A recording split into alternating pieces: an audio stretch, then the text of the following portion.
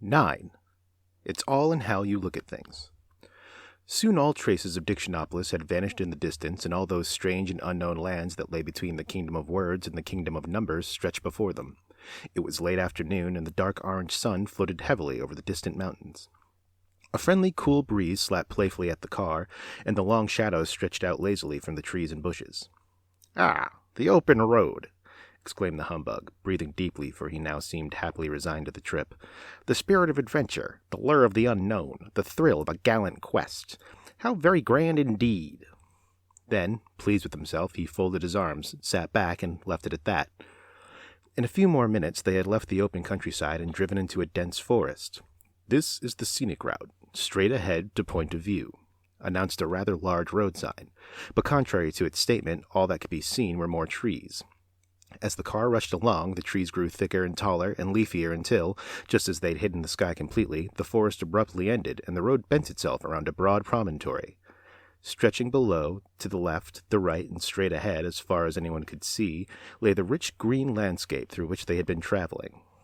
"Remarkable view," announced the humbug, bouncing from the car as if he were responsible for the whole thing. "Isn't it beautiful?" gasped Milo.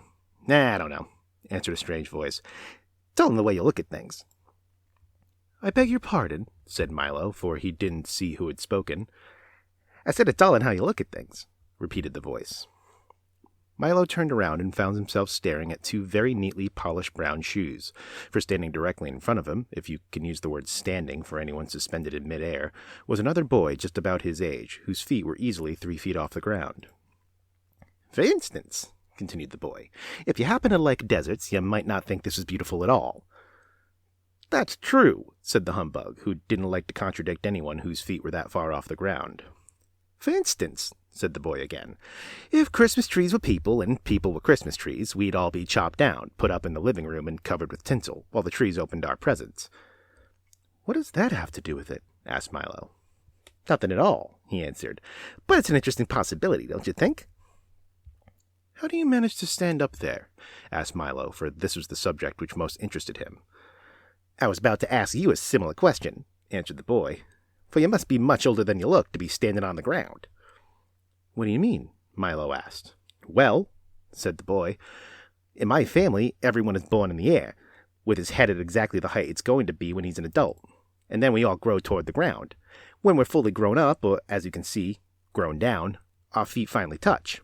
Of course, there are a few of us whose feet never reach the ground no matter how old we get, but I suppose it's the same in every family." He hopped a few steps in the air, skipped back to where he started, and then began again. "You certainly must be very old to have reached the ground already." "Oh no," said Milo seriously. "In my family, we all start on the ground and grow up, and we never know how far until we actually get there." "What a silly system," the boy laughed. "Then your head keeps changing its height and you always see things in a different way? Why, when you're 15, things won't look at all the way they did when you were 10, and at 20, everything will change again." "I suppose so," replied Milo, for he had never really thought about the matter. "We always see things from the same angle," the boy continued. "It's much less trouble that way. Besides, it makes more sense to grow down and not up. When you're very young, you can never hurt yourself falling down if you're in midair, and you certainly can't get into trouble for scuffing up your shoes or marking the floor if there's nothing to scuff them on and the floor is 3 feet away." "That's very true," thought Tok, who wondered how the dogs in the family liked the arrangement. "But there are many other ways to look at things," remarked the boy. "For instance, you had orange juice, boiled eggs, toast and jam, and milk for breakfast," he said, turning to Milo.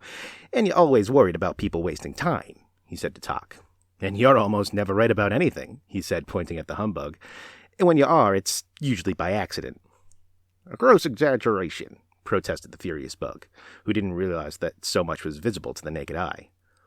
"Amazing," gasped Tok. "How do you know all that?" asked Milo. "Simple," he said proudly. "I'm Alec Bings. I see through things. I can see whatever is inside, behind, around, covered by, or subsequent to anything else. In fact, the only thing I can't see is whatever happens to be right in front of my nose."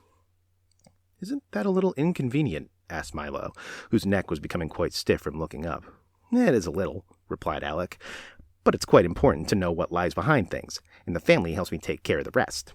My father sees to things, my mother looks after things, my brother sees beyond things, my uncle sees the other side of every question, and my little sister Alice, she sees under things." "How can she see under things if she's all the way up there?" growled the humbug. "Well," added Alec, turning a neat cartwheel, "whatever she can't see, she overlooks." "Would it be possible for me to see something from up there?" asked Milo politely. "You could," said Alec, "but only if you try very hard to look at things as an adult does." Milo tried as hard as he could, and as he did, his feet floated slowly off the ground until he was standing in the air next to Alec Bings. He looked around very quickly, and an instant later crashed back down to earth again.